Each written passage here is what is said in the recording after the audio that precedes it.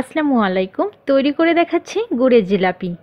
মেলায় গিয়ে অনেকে প্রথমে এই গুড়ের জিলাপিটাই খুঁজে। গরম গরম গুড়ের জিলাপি খেতে কতটা মজা তা আমরা কম বেশি অনেকেই জানি। ঘরে বসে অল্প সময়ে অল্প উপকরণে এই মজার জিলাপিটি তৈরি করে ফেলতে পারেন, আর তৈরি করে বেশ কয়েকদিন সংরক্ষণ করে খেতেও পারেন। এটা অনেক বেশি ক্রিস্পি আর রসালো। আশা করছি আজকের এই রেসিপিটি আপনাদের কাছে অনেক ভালো লাগবে। ফুল রেসিপিটি দেখার রিকোয়েস্ট রইল। এখানে আমি হাফ কিলো গুড় নিয়েছি। আমি এটা মালয়েশিয়াতে কিনেছি, বলেছে খেজুরের গুড়, কিন্তু খেজুরের গুড় কিনা আমি সঠিক জানি না। তবে আজকের এই গুড় দিয়েই আমি জিলাপিগুলো তৈরি করব। সরাসরি প্যানের মধ্যে আমি গুড়ের টুকরাগুলো দিয়ে দিচ্ছি। এগুলো ছোট ছোট বিধায় আমি এগুলোকে কেটে নিচ্ছি না। তারপর 1.5 কাপের মতো পানি দিয়ে নিচ্ছি। এবার ঢাকনা দিয়ে ঢেকে দিব। কিছুক্ষণের মধ্যেই এই গুড়গুলো গলে যাবে।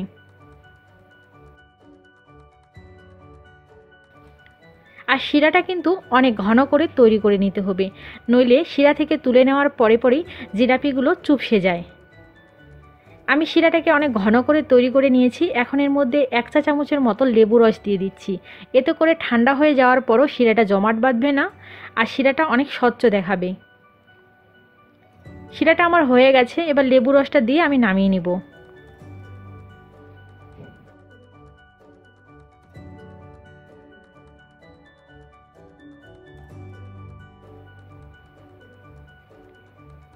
একটা বলে আমি 1 কাপ পরিমাণের ময়দা নিয়ে নিচ্ছি হাফ কাপ পরিমাণ বেসন।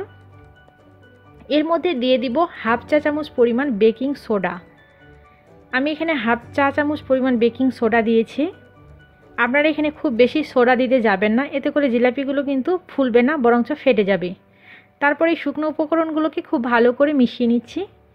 মিশানো হয়ে গেলে নর্মাল পানি অল্প অল্প করে দিয়ে একটা ব্যাটার তৈরি করে নিব। খেয়াল রাখবেন যেন কোনো দলা না থাকে। আর এটাকে অনেকক্ষণ ধরে এভাবে ফেটিয়ে নেবেন। এর ঘনত্বটা এরকম হবে, খুব বেশি পাতলা করা যাবে না, আবার খুব বেশি ঘনও করা যাবে না। আমি আবারও বলছি, ব্যাটারটা যেন পাতলা না হয়। ব্যাটারটা আমার রেডি। এবার একটা কেচাপের বোতলে আমি ভরিয়ে নিব। প্যানে তেল গরম করতে দিয়েছি মিডিয়াম হিটে। আর দেখুন এভাবে ঘুরিয়ে ঘুরিয়ে দিচ্ছি। সাথে সাথে একসাথে সবটাই ভেসে উঠছে, তার মানে তেলটা পারফেক্টভাবে গরম হয়েছে আর ব্যাটারটাও একদম পারফেক্ট হয়েছে। উল্টে পাল্টে এগুলোকে ভেজে নিতে হবে। আমার এগুলো ভাজা হয়ে গেছে। এরকম লালচে কালার করে ভেজে নিয়েছি। এবার তুলে নিচ্ছি।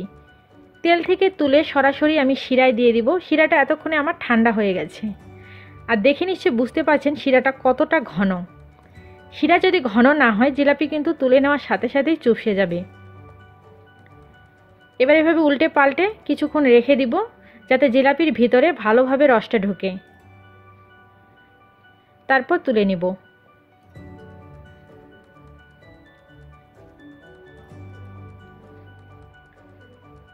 এই তো তৈরি হয়ে গেল সব জিলাপি।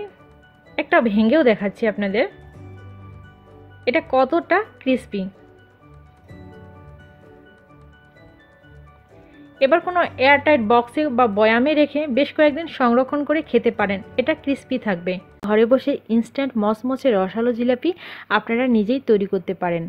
অল্প সময়ে অল্প খরচে এরকম মজার জিলাপি ঘরে বসেই বানানো যায়। আজকে আমি বেসন আর চালের গুঁড়ো দিয়ে এই ইনস্ট্যান্ট জিলাপিটি তৈরি করে দেখাচ্ছি।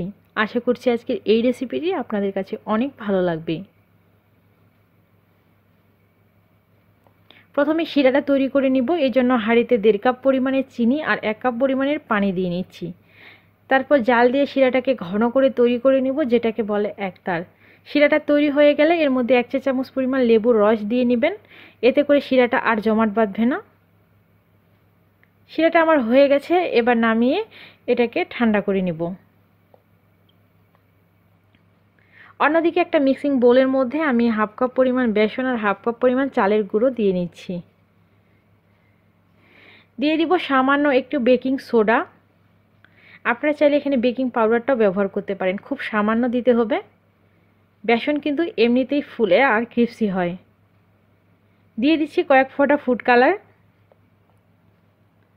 আপনারা চাইলে এটা স্কিপ করতে পারেন। তারপর নর্মাল পানি অল্প অল্প করে দিয়ে আমি একটা ব্যাটার তৈরি করে নিব। ব্যাটারটা খুব বেশি পাতলা হবে না, আবার খুব বেশি ঘনও হবে না। এর মধ্যে প্রায় হাফ চা চামচের মতো তেল দিয়ে নিচ্ছি। এই তেলটা দিলে জিলাপিটা অনেক বেশি ক্রিস্পি হয়। তারপর খুব ভালো করে মিশিয়ে নিচ্ছি। মিশানো হয়ে গেলে এটা আমি একটা কেচাপের বোতলে ভর্তি করে নিব। আপনারা চাইলে পাইপিং ব্যাগে ভর্তি করে জিলাপিগুলো তৈরি করে নিতে পারেন। আর এর ঘনত্বটা হবে এরকম, খুব পাতলা না আবার খুব বেশি ঘন না। প্যানে তেল গরম করতে দিয়েছি মিডিয়াম হিটে। তারপর এভাবে ঘুরিয়ে ঘুরিয়ে জিলাপিগুলো তৈরি করছি। আমি কিন্তু খুব একটা এক্সপার্ট না, তাই এগুলো একটু আঁকাবাঁকা হচ্ছে। দেখুন সাথে সাথে কিন্তু একসাথে সবটাই ফুলে উঠছে, তার মানে ব্যাটারটা একদম পারফেক্ট। তারপর উল্টে পাল্টে এভাবে ভেজে নিয়েছি। তেল থেকে তুলে আমি সরাসরি শিরায় দিয়ে দিব।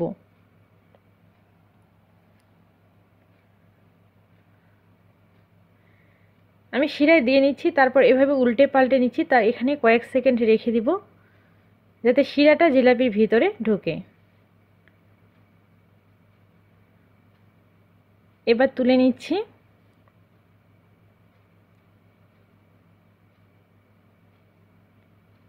এই তো তৈরি হয়ে গেল মসমসে ইনস্ট্যান্ট রসালো জিলাপি।